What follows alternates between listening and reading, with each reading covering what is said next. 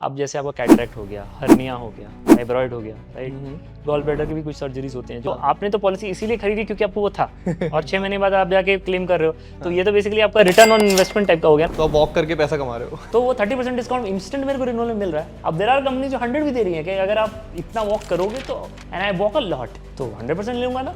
Founders ने hack दे दिया तो प्रीमियम बचाने के। बहुत तरीके हैं इस बार प्रीमियम बताने के।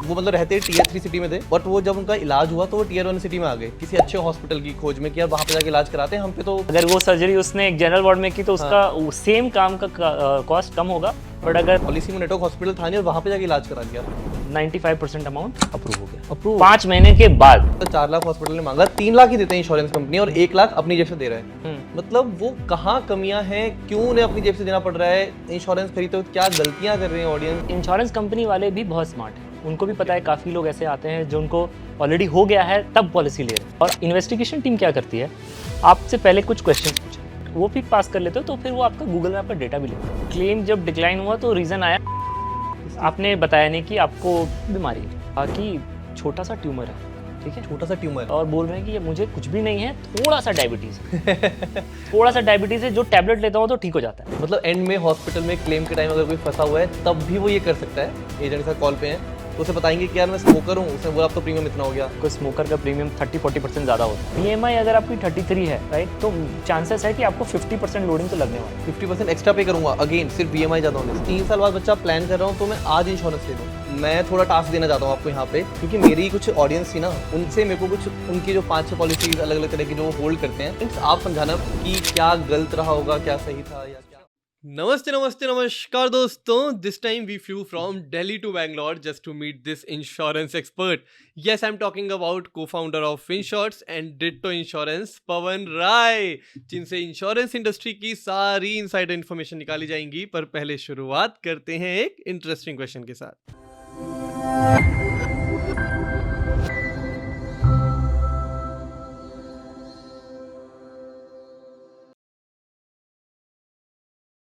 हाय पवन, हाय, वेलकम टू बतलाइए। हाय भानु।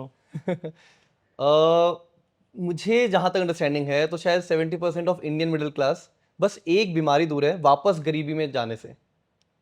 सही बात है। इतना बड़ा जब नंबर है और जब इतने सारे लोग उस मार्जिन पे खेलते हैं, क्योंकि अच्छा खासा हेल्थ इन्फ्लेशन है, हर साल हम सुनते हैं इतना महंगा हो चुका है हेल्थ केयर फैसिलिटीज, या कोई एक छोटी सी बीमारी होती है तो वो सीधे 5, 6, 8, 10 लाख कहीं भी जा सकती है, वो नंबर कितना भी जा सकता है। फिर भी क्यों लोग नहीं खरीद रहे हैं? क्यों अभी भी कम पेनिट्रेशन है? क्यों इंडिया इतना पीछे है? मुझे खुद ही लगता था 4-5 साल पहले की बात है कि इंश्योरेंस क्यों लेना है, मुझे क्या होने वाला है, राइट। और नॉट जस्ट मी, वैसे तो बहुत सारे लोग का माइंडसेट होता है कि यार अभी कुछ होने वाला नहीं है। तो आप रिस्क को कैसे देखते हो उस पर डिपेंड करता है। और हर कोई पैसा देने के बाद रिटर्न के बारे में सोचता है। मुझे तो कुछ हुआ नहीं, मेरा पैसा तो डूब गया, ये माइंडसेट ये है। इनफैक्ट मैं खुद ऐसा सोचता था, राइट। तो बेसिकली यह है कि आपने रिस्क को अकाउंट किया ही नहीं, सोचा ही नहीं उसके बारे में कि ऐसा कुछ हो सकता है। और कौन लेता है इंश्योरेंस उसके बाद, उसका एग्जांपल भी मैं देता हूँ। जब आप देखते हो कि आपके करीबी में किसी को कुछ हुआ और उनके पास पैसे ही नहीं थे देने को किसी को, उन्होंने बोरो किया, कहीं से लिया, रिलेटिव से लिया, कर्ज हो गया, एंड तब आपको समझ में आती है उसकी अहमियत। जब आप क्लोज में किसी को देखते हो, अपने दोस्त या फिर अपने रिलेटिव में, तब जाके आपको लगता है कि यार ये तो इंपॉर्टेंट चीज़ है। चेंज हो रहा है शायद और चेंज होगा विद टाइम। हाँ, अब धीरे धीरे आई थिंक जैसे हमारी लिटरेसी रेट बढ़ रही है देश की, लोग थोड़ा अवेयर हो रहे हैं। अभी भी बहुत कम है पेनिट्रेशन, आप बाहर के देशों से कंपेयर करोगे तो, बट डेफिनेटली चेंज हो रहा है। चेंज हो रहा है। मुझे लगता है शायद एक और प्रॉब्लम हो सकती है कि लोगों को कॉन्फिडेंस नहीं आता कि शायद जैसे वही आपने नेबर का एग्जांपल दिया, वही नेबर जब एडमिट होता है और उसका 4 लाख का बिल आता है, तब भी उसे 1 लाख अपनी जेब से भरना ही पड़ता है। मतलब 4 लाख हॉस्पिटल ने मांगा, 3 लाख ही देते हैं इंश्योरेंस कंपनी और 1 लाख अपनी जेब से दे रहा है। मतलब वो कहाँ कमियां हैं, क्यों उन्हें अपनी जेब से देना पड़ रहा है? इंश्योरेंस खरीदते वक्त क्या गलतियां कर रहे हैं ऑडियंस? तो देखिए, इसमें काफ़ी फैक्टर्स हैं। ओके, राइट, आपने जब पॉलिसी ली, या तो आपने खुद से ली या किसी ने आपको बेचा, आपने सही ढंग से टर्म्स एंड कंडीशंस जो थे वो पढ़े नहीं, आपको नहीं पता था कि उसमें रूम रेंट रेस्ट्रिक्शन है कुछ, या उसमें को पेमेंट। अब रूम रेंट रेस्ट्रिक्शन क्या है कि आप एक सर्टेन कैटेगरी के रूम में ही जा सकते हो, उसके बियॉन्ड जाओगे तो आपको उसका पैसा खुद से भरना है। ओके, ठीक है। आपको वो पता नहीं था, आपने ले लिया, आपने सोचा कि मुझे तो इंश्योरेंस मेरे पास है, हाँ राइट, बट आपने जब एडमिट हुए आपको तो ये सब पता ही नहीं था कि अरे इसमें तो 20% 30% कोपेमेंट लिखा हुआ था, बट मुझे तो लगा कि एजेंट ने या फिर जिसने भी, तब आइडिया नहीं होता क्योंकि कम प्रीमियम मिल रहा है हम खरीद लेते हैं। हाँ बहुत लोग पढ़ते नहीं है प्रॉपरली। अच्छा इसी को ना इजी करते हैं, मैं थोड़ा टास्क देना चाहता हूँ आपको यहाँ पे, क्योंकि मेरी कुछ ऑडियंस थी ना, उनसे मेरे को कुछ उनकी जो 5-6 पॉलिसीज अलग अलग तरह की जो होल्ड करते हैं, उनकी तरफ से कुछ ऐसी कंप्लेंट्स आए कि सर हमारे केस में शायद ये प्रॉब्लम हुई थी, ये प्रॉब्लम हुई थी। तो मैं आपको थ्रो करता हूँ वो सारे पॉइंट्स, आप समझाना कि क्या गलत रहा होगा, क्या सही था, या क्या Sure. बेटर हो सकता था। जरूर। जैसे एक पॉलिसी में कुछ ऐसा था कि प्रीमियम वो मतलब रहते टीयर 3 सिटी में थे, बट वो जब उनका इलाज हुआ तो वो टीयर 1 सिटी में आ गए किसी अच्छे हॉस्पिटल की खोज में कि यार वहाँ पे जाके इलाज कराते हैं, हम पे तो पॉलिसी पड़ी है। तो वहाँ पे क्या प्रॉब्लम आई होगी? तो सी अगर आपके पास कोई जेन्युइन रीज़न नहीं है कि आप वहाँ इलाज करने क्यों गए, बट आपने टीयर 3 का प्रीमियम, टीयर 3 में आप अगर प्रीमियम भर रहे हो तो जनरली कम होता है। टीयर 3 मतलब गाँव हो गए? आप गांव नहीं, टीयर 3 मतलब कोई जैसे छोटी मोटी सिटीज़ डिस्ट्रिक्ट होते ओके, हैं वो अच्छा। हो गए, गांव तो जनरली नहीं होता। और अगर आपके पास कोई वैलिड रीज़न नहीं है वहाँ जाके कराने का इलाज, तो हो सकता है कि आपकी क्लेम में दिक्कत आए, बट अच्छा। नहीं भी हो सकता है दिक्कत, वो डिपेंड करता है इंश्योरेंस के पास। अगर आपको वैलिड रीज़न है आपके पास कि आपने क्यों गए थे, मुझे कोई अच्छा अस्पताल नहीं मिल रहा था, तो क्लेम पास भी हो सकता है, बट प्रॉब्लम्स भी आ सकती है। तो इससे बेटर है कि अगर आप जिस जोन में रहते हो उस जोन का प्रीमियम भरना। अगर आप रहते हो कहीं गाजियाबाद में, फरीदाबाद में, या फिर वो तो एनसीआर में फिर भी वो टीयर 1 में आ जाता है, हाँ, बट अगर आप प्रीमियम भर रहे हो, सहारनपुर टाइप हो गया। हाँ अगर आप भर रहे हो किसी टीयर 3 सिटी का, बट जा रहे हो बॉम्बे इलाज कराने जहाँ पे मेडिकल कॉस्ट बहुत ज़्यादा है, आपने प्रीमियम कम है, तो वो दिक्कत आएगी। अच्छा, तो इंश्योरेंस कंपनी आएगी कि भाई हाँ वो क्यों कर रहे हो, क्या वैलिड रीज़न क्या है, आपका कोई रहता है, वो रिश्तेदार रहता है नहीं रहता, अगर आप वो बताते हो तो शायद कुछ हो सकता है, बट मुश्किल आती है। देन एक और है नॉट हैविंग नेटवर्क हॉस्पिटल, मतलब पॉलिसी में नेटवर्क हॉस्पिटल था नहीं और वहाँ पे जाके इलाज करा लिया, फिर क्यों दिक्कत है? तो कभी कभी ये नॉन नेटवर्क हॉस्पिटल्स में क्या होता है, ये लोग प्राइसेस इन्फ्लेट कर देते हैं, ओके। ये चार्जेस जब जब देखते हैं कि मतलब आप मतलब इन जनरल उनकी कुछ रेट कार्ड रहते हैं, अलग अलग रेट कार्ड, कोई एग्रीमेंट नहीं है किनका किसी इंश्योरेंस कंपनी के साथ, तो आप जब पैसा दे दो, क्योंकि नॉन नेटवर्क है तो आप कैशलेस तो कर नहीं सकते। अभी जरूर कैशलेस एनीवेयर आ गया है, बट उसमें भी अभी देर आर प्रॉब्लम्स, कुछ प्रॉब्लम्स अभी भी हैं वहाँ पे। तो वो उनके रेट कार्ड जो हैं वो इंश्योरेंस अग्री नहीं करता, वो एक पर्टिकुलर प्रोसीजर का एक्स चार्ज कर रहे हैं, तो वो इंश्योर कहता है वो बहुत ज़्यादा है, आप हम इतना नहीं दे सकते, ठीक है। ठीक है। तो आप उस जगह पे सेम फुटिंग में नहीं हो आप, तो अब आपने जितना पे किया है, इंश्योरेंस कंपनी को लग रहा है कि यार ये सही अमाउंट नहीं था, इन्होंने ज़्यादा पे कर दिया, तो हो सकता है डिडक्शन हो जाए। तो बेटर ऑलवेज रहेगा कि हैसल फ्री नेटवर्क हॉस्पिटल में जाओ जहाँ ऑलरेडी अग्रीमेंट है हॉस्पिटल का इंश्योरेंस कंपनीज के साथ, वो काम आ जाएगा, वो काफ़ी आसान हो जाएगा काम। या जब नई पॉलिसी खरीदो तब चेक कर लो कि मैं कौन से हॉस्पिटल जाता हूँ, वो होना हाँ कौन से चाहिए। हॉस्पिटल जाते हो, वो हॉस्पिटल कवर होता है कि नहीं, सबसे बेस्ट तो वही तरीका है करने का। अच्छा। देन थर्ड है कि नॉट चेकिंग वेटिंग पीरियड, मतलब बहुत सारी डिसीजेज के शायद अलग अलग होते हैं, तो उनके केस में हुआ था कि उनका क्लेम पास नहीं हुआ था क्योंकि वेटिंग पीरियड उस डिसीज के लिए नहीं था। ये क्या सबके लिए अलग अलग होता है? हाँ ये डिफरेंट डिजीज़ के थोड़े डिफरेंट डिफरेंट टाइप के, जनरली देखिए वेटिंग पीरियड मोटा मोटा 3 टाइप के होते हैं यहाँ ओके। पे। एक इनिशियल वेटिंग पीरियड होता है 30 दिन का, जिसमें सिर्फ एक्सीडेंट ही कवर हो सकता है, ठीक है, अगर एक्सीडेंट से कुछ होता है तो वो कवर हो सकता है। उसके बाद आता है आपका स्पेसिफिक इलनेस वेटिंग पीरियड, जो बेसिकली ऐसी है जो स्लो ग्रोइंग इलनेसेस होते हैं। अब जैसे आपका कैटरेक्ट हो गया, हर्निया हो गया, फाइब्रॉइड हो गया, राइट, गॉल ब्लैडर की भी कुछ सर्जरीज होती हैं जो बेसिकली आपको इमीडिएट नहीं जाना है कराने, आप वेट कर सकते हो। तो अगर आपको उसमें वेटिंग पीरियड नहीं डालूं, तो आपने तो पॉलिसी इसीलिए खरीदी क्योंकि आपको वो था, और 6 महीने बाद आप जाके क्लेम कर रहे हो, तो ये तो बेसिकली आपका रिटर्न ऑन इन्वेस्टमेंट टाइप का हो गया ना, आपने 20,000 दिया, 2 लाख का क्लेम ले लिया।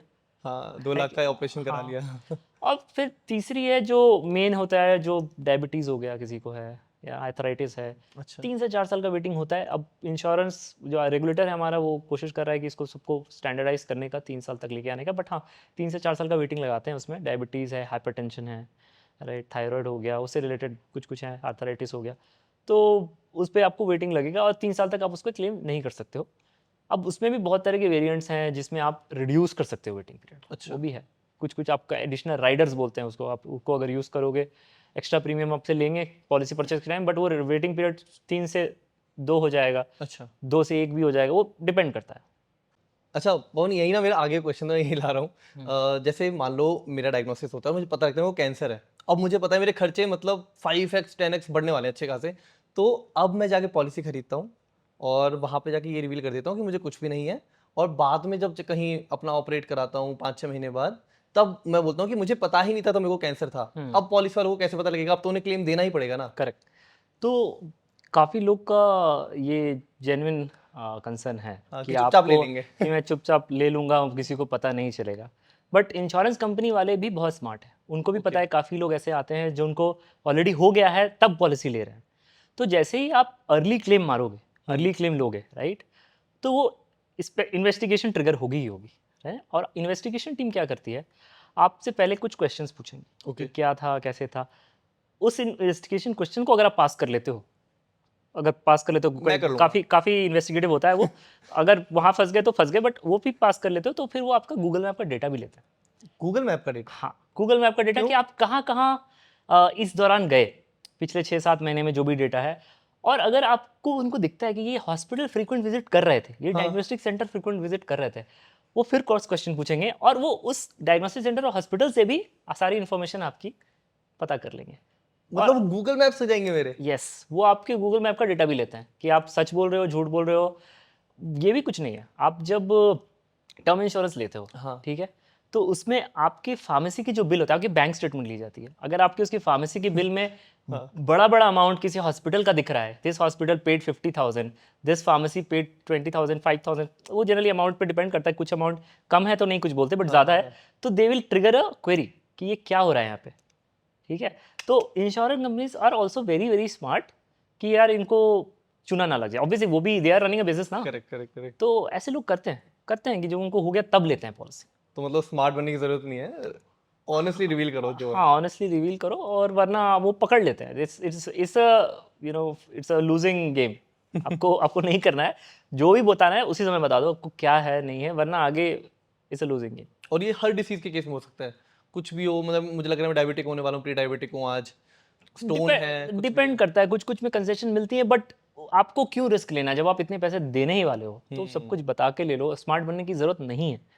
हमारे एडवाइजरी में भी हम वही बोलते हैं कि आपको जो भी था शुरू से लेके अंत तक आप बताओ, क्योंकि बाद में क्लेम के समय कुछ दिक्कत आएगी तो हमें भी प्रॉब्लम होगी क्लेम को करवाने में कि भाई आपने बताया ये डिस्क्लोज ही नहीं किया, ये चीज़ आपको थी, बट वहाँ पे आप जब एडमिट हुए तो डॉक्टर को आपने कुछ और बता दिया, राइट। तो ऐसे होते हैं केस की, जब एडमिट होते हैं तो लोग बहुत कुछ पुरानी हिस्ट्री बताते हैं जो आपके प्रपोजल फॉर्म जो आपने इंश्योरेंस लेते समय भरा था उससे मैच ही नहीं होता। मैच। तो अब इंश्योरेंस कंपनी तो बोलेगी ना ये तो नॉन डिस्क्लोजर है, फिर वो आपका क्लेम कैसे दे देगी? तो करना यूजर्स को ना वो लालच आ जाता है जब वो भर रहे होते हैं, लाइक मतलब मान लो अगर ऑनलाइन भर रहे हैं या फिर एजेंट के साथ कॉल पे हैं, तो उसे बताएंगे कि यार मैं स्मोकर हूँ, उसने बोला अब तो प्रीमियम इतना हो गया। अरे यार वैसे नहीं उड़ा, मना कर दो मना कर दो, वो तुरंत ना तो खरीदते नहीं। ये तो वो तो है ही है। वो तो अब देखिए, स्मोकिंग टर्म इंश्योरेंस में जैसे आपको स्मोकर का प्रीमियम 30-40% ज़्यादा होता है 30-40% नॉन स्मोकर का। अगर आप स्मोक करते हो तो। हाँ, स्मोकर है। अब कुछ लोगों को लगता है कि अरे यार कैसे ही पता चलेगा, बट वो कंपनीज मेडिकल टेस्ट शेड्यूल करते हैं। यूरिन कॉटिनाइन टेस्ट होता है आपके, उस टेस्ट में आपको पता मतलब काफ़ी कुछ पता चल जाता है कि whether you are a smoker और not a non smoker. Okay. तो वहाँ पे भी स्मार्ट बनने की ज़रूरत नहीं है। अगर आपने 2 साल में कभी भी ऐसा सच किया है स्मोकिंग, तो यू शुड रिवील कि यार मैं तो स्मोकर हूँ। अब बहुत लोगों को ये समझ में ही नहीं आता है कि ये चीज़ डिस्क्लोज करने लायक है कि अब जैसे मैंने काफ़ी इंश्योरेंस पॉलिसी खुद से बेची है। जब हम डिटो स्टार्ट कर रहे थे, बहुत सारे एडवाइजरी खुद से की थी। तो अब लोग आ रहे हैं और बोल रहे हैं कि ये मुझे कुछ भी नहीं है, थोड़ा सा डायबिटीज़ है, थोड़ा सा डायबिटीज़ है, जो टैबलेट लेता हूँ तो ठीक हो जाता है। वो सोचे तो थोड़ा ना तो बताएं। कुछ होता ही नहीं है, आइदर यू आर डायबिटिक और यू आर नॉट डायबिटिक। हाँ। तो लोगों को लग रहा है ये तो कुछ भी नहीं। अब मैं एक कोई बहुत बेहतरीन एग्जांपल देता हूँ यहाँ जी। पे। तो एक क्लोज फ्रेंड ही था, ओके। बेसिकली डिटो के कस्टमर बन के आए थे वो, एंड उन्होंने कहा कि छोटा सा ट्यूमर है, ठीक है, छोटा सा ट्यूमर है। ट्यूमर बोला। There are non carcinogenic tumour also भी, कुछ कार्सिनोजेनिक भी होते हैं, कैंसरस भी होते हैं, कुछ नॉन कैंसरस भी होते हैं। तो छोटा ट्यूमर है जो उसने डिस्क्लोज नहीं किया एज सच, राइट। एंड बाद में पता चल के आया जब रिपोर्ट हमने मंगवाई कि उसमें वो ट्यूमर एक्चुअली कार्सिनोजेनिक है, कैंसरस ट्यूमर है। अच्छा। तो ही वॉज हैविंग कैंसर। अब वो डिस्क्लोज ही नहीं किया। अब उसको बोला था कि यार मुझे तो बोला डॉक्टर ने सिर्फ ट्यूमर है, क्योंकि डॉक्टर डराना नहीं चाहता था शायद, पता नहीं किसकी गलती है, नॉन डिस्क्लोजर या डॉक्टर ने ऐसा प्रेजेंट किया कि उसको डर ना लगे। तो ये थोड़ा सा प्रॉब्लम हो जाता है। तो लोग ऐसे भी आते हैं जिनको फुल्ली अवेयर नहीं है। तो ये काम आई थिंक हमारे जैसे लोगों का, एडवाइजरी का, एजेंट्स का है, जो पॉलिसी इंटरमीडियरी कर रहे हैं कि आप क्या क्या डिस्क्लोज करो, क्वेश्चंस ऐसे फ्रेम करो कि लोग प्रॉपरली बता पाएँ इस चीज़ें, क्या है उनको नहीं है। तो ऐसे बहुत केसेस आते हैं। ये डॉक्टर्स वाला भी केस होता, मतलब डॉक्टर्स की प्रिस्क्रिप्शन में कोई गलतियां हो जाती है क्या, मतलब इंटरप्रिटेशन वहां भी दिक्कत होगी? अब जैसे मैं एक केस का एग्जांपल देता हूँ हाँ। जो हमारे साथ हुआ था कि एक पॉलिसी किसी ने 2022 में ली थी हमसे डिटो से, एंड उसने क्लेम किया जब, तो क्लेम डिक्लाइन हो गया, ठीक है। अच्छा, ठीक है। अब क्लेम जब डिक्लाइन हुआ तो रीज़न आया नॉन डिस्क्लोजर, किस चीज़ आपने बताया नहीं कि आपको बीमारी है। ओके। तो हमने पूछा कि मतलब क्या है ये, जब हमने इन्वेस्टिगेट किया खुद समझे तो उन्होंने कहा इनको पिगमेंट ग्लाकोमा है, ओ, ठीक है। तो उसमें प्रिस्क्रिप्शन जब उन्होंने कंसल्टिंग पेपर पिछले वाला डॉक्टर का दिया था तो उसमें पीजी लिखा हुआ था। अच्छा। तो हमने पूछा आपको पिगमेंट ग्लाकोमा था, आपने क्यों नहीं बताया? हाँ। तो उन्होंने कहा मुझे था ही नहीं कभी। तो मैंने कहा ये फिर क्यों लिखा है पीजी, इंश्योरेंस तो वही देख रहे हैं, पीजी लिखा हुआ है यहाँ पे। हाँ। तो उन्होंने डॉक्टर को कांटेक्ट किया, हमने भी कांटेक्ट किया, तो वो बोले कि यार ये प्रिस्क्रिप्शन ग्लासेस है, ये पिगमेंट ग्लाकोमा नहीं है। अच्छा। फिर हमने क्लैरिफाई किया उनको, तब जाके क्लेम पास हुआ। तो ये सब होते हैं, दीज आर। तो यहाँ पे ना आपको ये समझना है कि इंटरमीडियरीज का हेल्प काफ़ी हेल्प हो जाता है, क्योंकि आप तो ऑलरेडी क्लेम में फंसे हुए हो, बिजी हो, परेशान हो, हॉस्पिटल के चक्कर लगा रहे हो, राइट।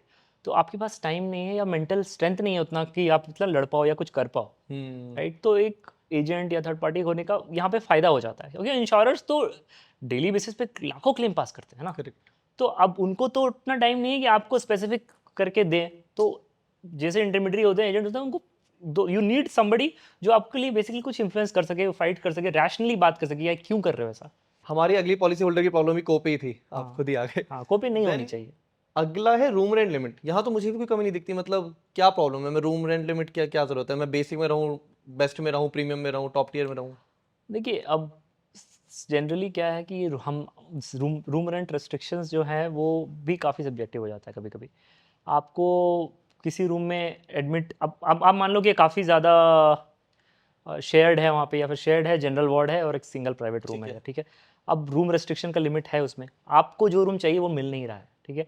आपको उन्होंने कुछ ऐसे वार्ड में डिलक्स वाले में एडमिट कर दिया, ठीक है। तो उसमें आपको तो पता है कि आपने तो इंश्योरेंस है आपके पास, बट आपको ये पता नहीं है कि यार ये सिंगल प्राइवेट रूम है, डिलक्स नहीं है, या किसी को नहीं पता होता। नहीं पता होता आप, और आपको बिल आया जब, तो आपने देखा कि इसमें से 30-40% तो मुझे ही पे करना पड़ रहा है, बट आप तो बोले पूरा इंश्योरेंस 10 लाख का था, हाँ। बिल भी 10 लाख का आया, बट उसमें से 3-4 लाख मुझे पे करने पड़े हैं। तो आप तो सोचोगे कि यार ये तो फ्रॉड है फिर इंश्योरेंस। सही बात है, पूरा इंश्योरेंस में देना बट आपको ये समझ में नहीं आया कि आप उस रूम के लिए आपका पॉलिसी था ही नहीं, चाहिए। राइट। तो आप मतलब बहुत चीज डिपेंड करता है ना कि आपको वो रूम आपको बोलना पड़ेगा, फिर देखना पड़ेगा यार मैं सिंगल प्राइवेट रूम का है, मेरे को यही चाहिए, मेरे को पूरी कवर करना है। नहीं है तो फिर कुछ नहीं कर सकते, आपको फिर वो अमाउंट पे करना ही पड़ेगा। इसमें कुछ प्ले नहीं है, this is very genuine, this generally happens. तो हम इसीलिए इस प्रॉब्लम्स को सॉल्व करने के लिए, इस कंफ्यूजन को दूर रखने के लिए हम जनरली सोचते हैं नो रूम रेंट रेस्ट्रिक्शन। अब तो maximum policy no room rent की है, except PSU. Room rent limit भी नहीं होनी चाहिए, रूम रेंट लिमिट नहीं होनी चाहिए, कोपे नहीं होना चाहिए। कोपे नहीं। अब तो मतलब मैक्सिमम प्राइवेट प्लेयर्स का आप देखोगे तो रूम रेंट लिमिट है ही नहीं। अच्छा। पब्लिक वाले अभी भी लगाते हैं। अब किन्हीं का कहना है कि कुछ अब जैसे एक इसमें भी इंसाइट है कि सेम बंदा सेम डॉक्टर अगर उस रूम में जाके डिलक्स वाले में कर रहा है तो उसका चार्ज ज़्यादा होता है, जबकि काम सेम कर रहा है। व्हाट? हाँ, अगर वो सर्जरी उसने एक जनरल वार्ड में की तो उसका सेम काम का कॉस्ट कम होगा, बट अगर सिंगल प्राइवेट और डिलक्स में कर रहा है तो अलग अलग चार्जेस होंगे, चार्जेस वैसे ही बढ़ते जाएंगे। काम सेम है।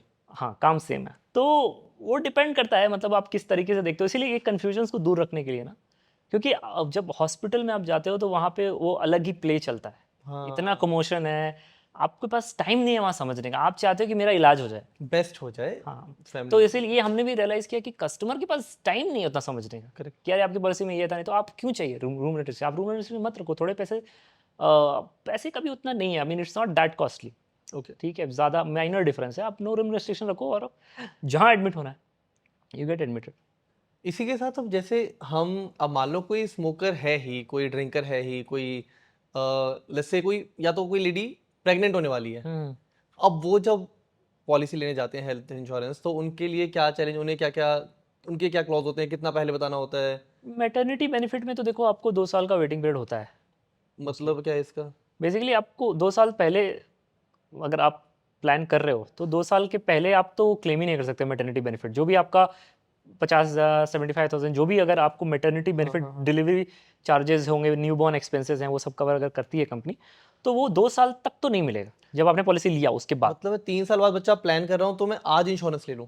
हाँ, तो वैसा ही करना पड़ेगा।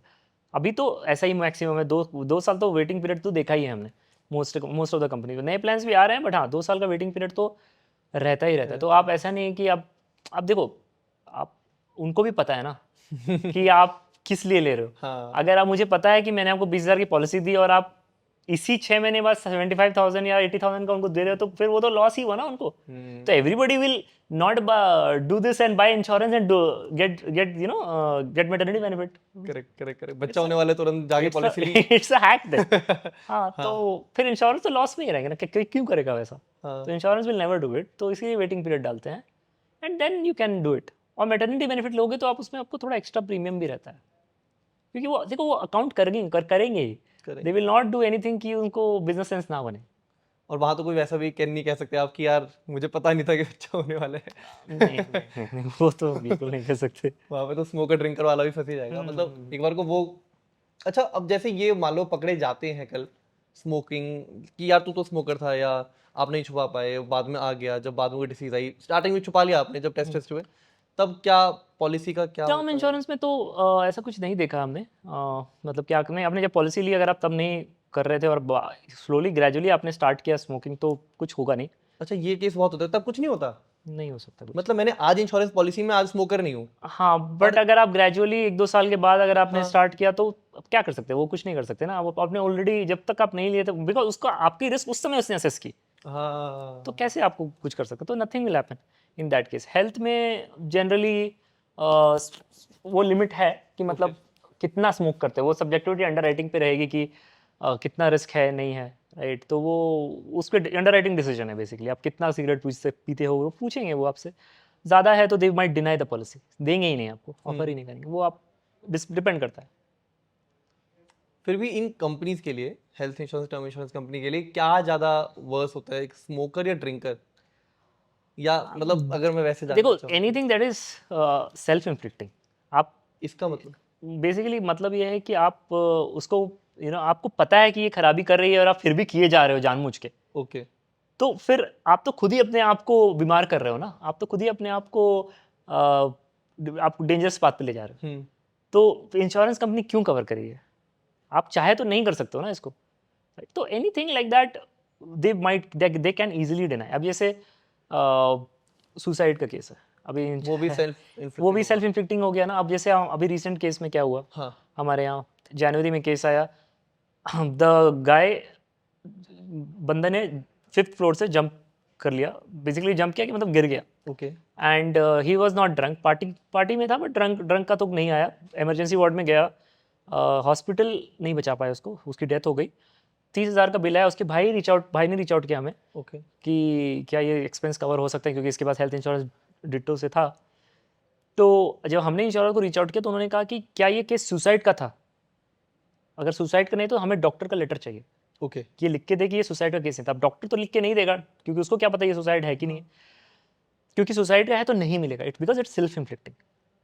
तो फिर हमने फाइनली ये FIR होती है जब ऐसे कुछ होता है, तो FIR में उन्होंने स्टोरी कंप्लीट लिखी थी, तो उसमें क्लियरली है कि सुसाइड केस नहीं था, ये एक्सीडेंट था, गलती से गिर गया था। हाँ गलती से गिर गया था। तो वो सबमिट किया FIR और वो क्लेम मिल गया 30,000। ओके। हाँ, तो ऐसे केसेस भी ना सेल्फ इन्फ्लिक्ट जहाँ पे भी है, वो सुसाइड हो गया, आप गाड़ी चला रहे थे बट अब आप पी के चला रहे थे, हाँ। एक्सीडेंट हो गया, नहीं मिलेगा आपको।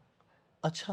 हाँ, आपका एक्सीडेंट हो क्योंकि आपको ब्लड टेस्ट होगा, आप देखेंगे उसमें अल्कोहल कंटेंट जो भी है आपको वो पता चल जाएगा, and then they will deny it completely. Accident में तो सबसे पहले वही चेक करते हैं, ड्रिंक एंड ड्राइव तो नहीं है, क्लेम वही कैंसिल। वही कैंसिल, वो आपको देंगे ही नहीं, वो सेल्फ इन्फ्लिक्टिंग हो गया ये। और ये एक्सीडेंट कैसे भी हो, मतलब अगर वो बंदा 5th फ्लोर से गिरा है, अगर थोड़ा बहुत ड्रंक होता तो, और तब भी एक्सीडेंट से गिरता, तब भी नहीं मिलता क्लेम, क्योंकि ड्रंक मिल गया। हाँ, ड्रिंक का तो वही है ना, वो जहाँ पे भी उनको लग रहा है कि ये थोड़ा सा इट कुड हैव अवॉइडेड, ये उनकी खुद से हुआ है। आप टर्म इंश्योरेंस में होता है, आप एडवेंचर स्पोर्ट्स तो नहीं करते हो, क्योंकि आप एडवेंचर स्पोर्ट्स कर रहे हो तो चांसेस है ही है। अब आप बोलोगे यस तो नहीं देंगे वो पॉलिसी आपको। एडवेंचर स्पोर्ट्स का कुछ है, उनको रिस्क, आप उनको तो रिस्क असेस करना है ना। उनको पता नहीं कल क्या होने वाला, वो देख रहे हैं कि किसकी प्रोबेबिलिटी ज़्यादा है। हाँ। हर कुछ ऐसे ही असेसमेंट होता है ना।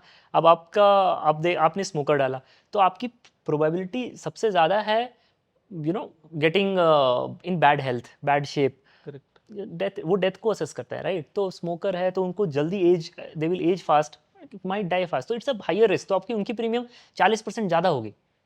अच्छा पवन, इसी के साथ ना प्रीमियम भी कईयों को बहुत कॉस्टली लगता है, मतलब खरीदना। वही वाली बात है कि आपने बोला यार जब कोई बीमारी नहीं रह सकता, वेस्ट हो गया। इस प्रीमियम को कम किया जा सकता है इसी तरह कि यार हर साल हमारा प्रीमियम कम होता जाए हेल्थ इंश्योरेंस का, कुछ तरीके। तो इस पे ना मैं काफ़ी चीज़ें कवर करना चाहूँगा, 2 पॉइंट्स तो मेजरली कवर करना चाहूँगा। ओके। तो पहले मैंने भी एक पॉलिसी ली थी, ठीक है? उसमें मैं भी ये वैसे ही सोचता था क्या कोई तरीका है, कम कर सकता हूँ, नहीं कर सकता हूँ। पहले साल तो कुछ ऐसा लिखा नहीं, सेकंड ईयर रिन्यूअल किया, पता चला कि अच्छा उनके ऐप पे ये स्टेप काउंट का सीन है कि गूगल से अगर आप सिंक कर दो ऐप को, गूगल फिट से, या फिर एप्पल का अगर आपका फिट है तो वो आप सिंक कर दोगे तो उनको स्टेप काउंट से आपको वो डिस्काउंट देते हैं। मतलब तो दिन के स्टेप्स। बेसिकली आपने ओवरऑल ईयर में कितने स्टेप्स लिए, फॉर एग्जांपल अभी मैं अपने करंट अगर ऐप दिखाऊंगा तो उस पर मेरे को क्लियरली 20% डिस्काउंट अभी ही मिल रहा है। अच्छा 20% तक मैंने स्टेप्स कवर कर लिए, हेल्थ पॉइंट्स होता है वो, बेसिकली वो स्टेप्स कुछ कुछ कर, basically I walk almost like 10,000 तो एवरीडे वॉक होती है। अच्छा 10,000 स्टेप्स कर रहे हो तो आप डेफिनेटली उसके मैक्सिमम हिट कर सकते हो, mostly most of the company कर सकते हो। तो मेरे ऑलरेडी 30% इज द मैक्स, जो ऑलमोस्ट क्लोज हो जाएगा मुझे लगता है इस मंथ एंड या नेक्स्ट मंथ तक। तो आप वॉक करके पैसा कमा रहे हो। हाँ आइडियली आप देखो तो वो 30% डिस्काउंट इंस्टेंट मेरे को रिन्यूअल में मिल रहा है, तो मेरा नेक्स्ट ईयर का प्रीमियम 30% कम हो गया। और अब तो मैं सोच रहा हूँ कि इसको पोर्ट कर देंगे, तो पोर्ट करने की सोच रहा हूँ अपनी पॉलिसी, क्योंकि अब मैं देख रहा हूँ कि जितने स्टेप्स में इस कर रहा हूँ इस पे, right, there are other company जो 100% डिस्काउंट दे सकती है मुझे रिन्यूअल पे, क्योंकि मतलब तो basically zero premium. Zero premium, yes. अब मैं जितने स्टेप्स कर रहा हूँ उसका लिमिट ही मैक्स 30% है। हाँ उसके आगे कुछ होता तो भी वो कवर हो जाता, क्योंकि मैं उससे ज्यादा वॉक कर रहा हूँ, बट उसके आगे लिमिट नहीं है उसकी, 30 इज द मैक्स। हाँ। अब देयर आर कंपनी जो 100 भी दे रही है कि अगर आप इतना वॉक करोगे तो, and I walk a lot, right, तो 100% लूंगा ना। एंड अब देयर आर पॉलिसी जिसमें आपके जिम भी कवर हो रहे हैं, कि मतलब जिम जाते हो तो अगेन प्रीमियम। फिट पास आपको मिल जाएगा उस जिम में, अगर आपका एसोसिएटेड है वो जिम के, आपके पैसे नहीं लगेंगे। आप वो प्रैक्टिस करते हो? या फाउंडर्स ने हैक दे दिया तो- प्रीमियम बचाने के। तो आप बहुत तरीके हैं इस बार प्रीमियम बताने के, that this is one way कि आप हेल्दी रहो, फिट रहो, जिम वॉक कर रहे हो तो उससे आप steps is a basic one.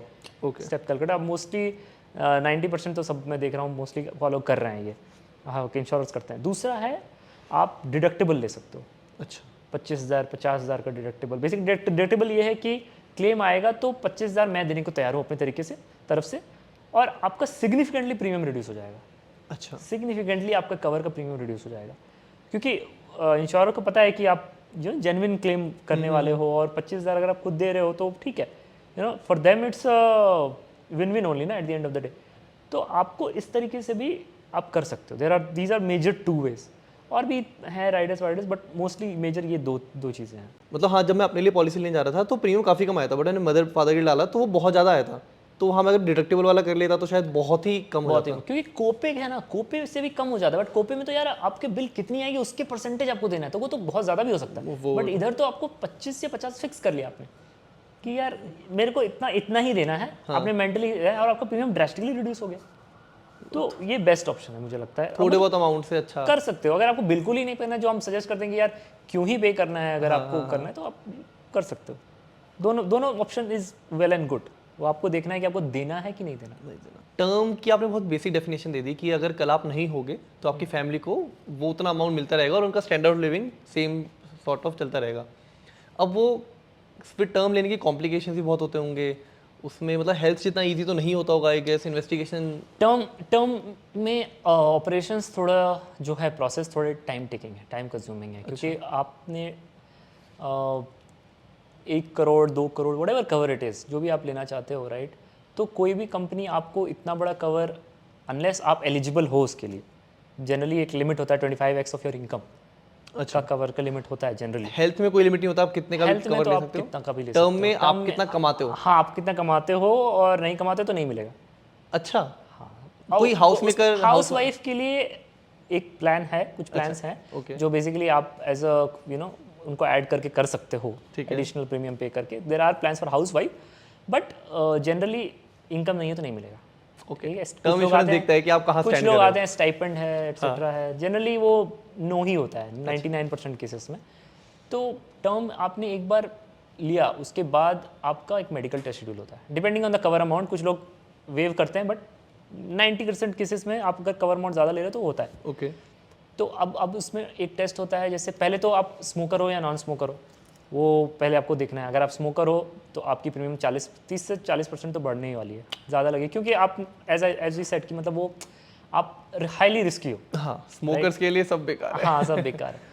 उसके बाद आपने पॉलिसी ली, अब आप मान लो आपने बोला कि नहीं मैं तो स्मोकर हूँ बट मैं नॉन स्मोकर डालूंगा, बट वो कभी करना नहीं चाहिए, क्योंकि आपका इमीडिएटली मेडिकल टेस्ट शेड्यूल होगा, उसमें यूरिन कॉन्टिनेंट टेस्ट होगा। हाँ। और अगर वो निकल के आ गया तो आपको फिर लोडिंग लग जाएगा स्ट्रेट। आपको जो प्रीमियम आपको देना है वो आपको वापस वही देना होगा, क्योंकि टेस्ट में आप नेगेटिव हो गए।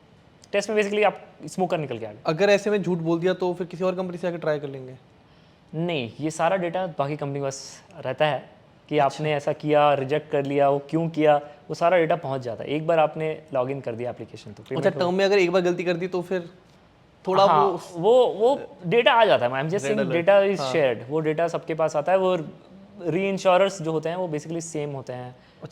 तो उनके पास डेटा आ जाता है, बट हाँ वो डिपेंड करता है किस स्टेज पे हुआ, बट मोस्टली यस आपने किया तो वो you have left some trace. Okay.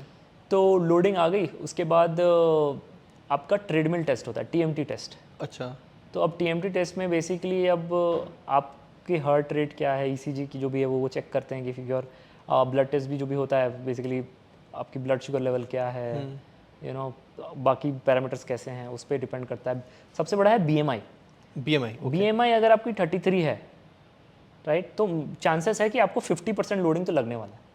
50% extra पे करूंगा अगेन सिर्फ BMI ज़्यादा होने से? BMI ज़्यादा, अगर नॉन स्मोकर हो और अगर BMI ज़्यादा है 33 से ज़्यादा, अगेन वो भी सब्जेक्टिव है कि डिपेंडिंग अगर आपका बाकी सारे पैरामीटर्स अच्छे हैं तो शायद वो हट भी जाए ना लगे, बट मोस्ट केसेस में लग जाता है। 33 प्लस है तो आपको 50% एक्स्ट्रा पे करना पड़ सकता है। वो लोडिंग चार्जेस भी अगेन सब्जेक्टिव है, कितना लगता है, कंपनी इंश्योरेंस जो डिपेंड करता है, बट हमारे में तो मोस्टली हमने देखा 50% लोडिंग BMI में स्ट्रेट है। बेशक स्मोक ना करूँ, ड्रिंक ना करूँ, बस BMI बिगड़ा हो। BMI बिगड़ा है तो you are unhealthy basically according to. हाँ, यू आर तो आपको 50% लोडिंग लग जाएगा। तो वही है, फिर आपको ट्रेडमिल टेस्ट में भी जैसे आप कर रहे हो और आपको वहाँ पे निकल के आया कि यार ये बंदा यू नो हार्ट का कुछ इशू है, कार्डियक इशू लग रहा है, तो वहाँ पे आपको हो सकता है डिनाई हो जाए पॉलिसी, या फिर यू नो आपको लोडिंग लगे, वहाँ पर भी ऐसा कुछ हो सकता है। डायबिटिक हो तो लोडिंग लग जाएगा। अब इसमें एक बहुत इंटरेस्टिंग केस हुआ था हमारे साथ जो मैं शेयर करना चाहूँगा कि एक बंदा था जो who was a marathon runner, okay. थोड़ा एथलेटिक है, तो उन्होंने ट्रेडमिल टेस्ट दिया, बट क्योंकि उनको आदत है रनिंग की तो उनका हार्ट बीट उतना तेज़ नहीं हुआ ना।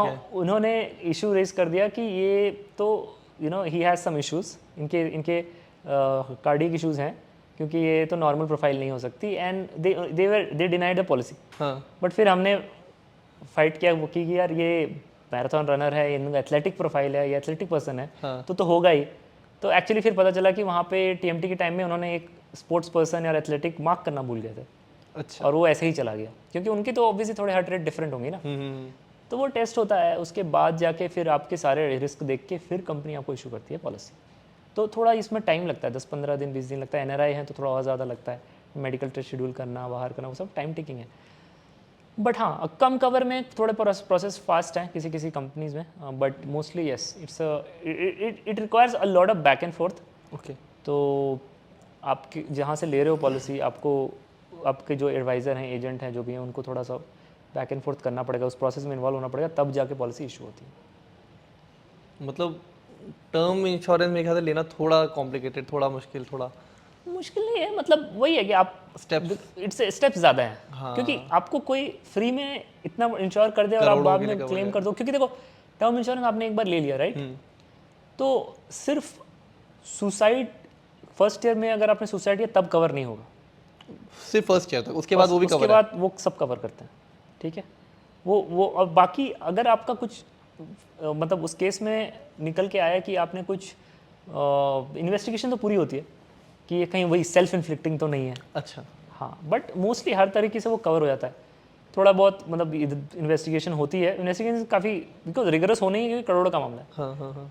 बट हाँ, I mean most of the cases में ये सुसाइड को अगर आप छोड़ दो, निकाल के बाहर रख दो, तो बाकी नॉन डिस्क्लोजर अगर निकल के आ गया, फ्रॉड किया है आपने, फ्रॉड क्या हो सकते हैं? आपके पास ब्रेन ट्यूमर था, कैंसर था, आपने डिस्क्लोज ही नहीं किया, कुछ कैसा हिडन रखा, फिर वो हुआ, तो वो केस ऑफ फ्रॉड है।